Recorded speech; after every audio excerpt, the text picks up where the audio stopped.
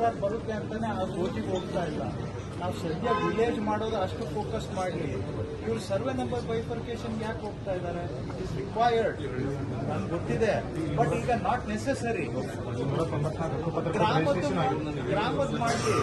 ಅವ್ರದ್ದು ಇವರು ಪ್ರತಿಷ್ಠೆಗಳಿಗೆ ನಾವು ವಿ ಆರ್ ನಾಟ್ ಆನ್ಸರಬಲ್ ಅಂತ ಹೇಳ್ತಾ ಇದ್ದೀನಿ. ಆಯ್ತಾ? ಮನೆಗಳಿಗೆ ಹಕ್ಕು ಪತ್ರ ಕೊಡೋದು ಅಷ್ಟನ್ನ ಕಾನ್ಸಂಟ್ರೇಟ್ ಮಾಡೋಣ. ಅಷ್ಟನ್ನ ಮಾಡೋಣ. ಇವರು ಜಮೀನು ಇವರು ಹಿಂಗೆ ಕೊಡ್ತಾ ಇರ್ಲಿ, ಇವರು ಅರ್ಜಿಗಳು ಇವರು ಒಂದು ಕೊಡೋದು ಅವರೊಂದು ಕೊಡೋದು, ಅದು ಬಗೆ ಹರಿಸೋದು ಕಷ್ಟ ಇದೆ. ಯಾಕಂದ್ರೆ ಇಲ್ಲಿ ವಾಸ ಮಾಡೋದು ಅಲ್ಲಿ ಜಮೀನು ಇರುತ್ತೆ, ಮೂಲ ಊರಿನಲ್ಲಿ ವಾಸ ಮಾಡೋದು ಜಮೀನು ಇಲ್ಲಿರುತ್ತೆ. ಇದು ಬಹಳ ಕಷ್ಟದ ಕೆಲಸ.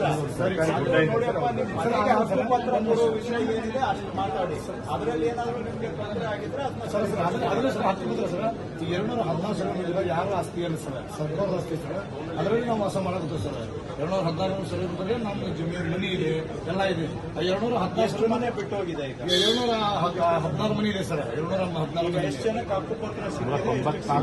64 ರಿಜಿಸ್ಟ್ರೇಷನ್ ಆಗಿದೆ.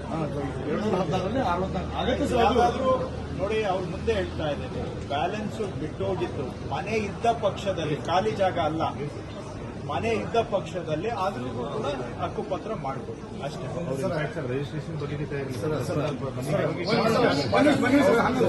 ಈ ವಿಡಿಯೋ ನಿಮಗೆ ಇಷ್ಟವಾದಲ್ಲಿ ಲೈಕ್ ಮಾಡಿ, ಶೇರ್ ಮಾಡಿ, ಸಬ್ಸ್ಕ್ರೈಬ್ ಮಾಡಿ.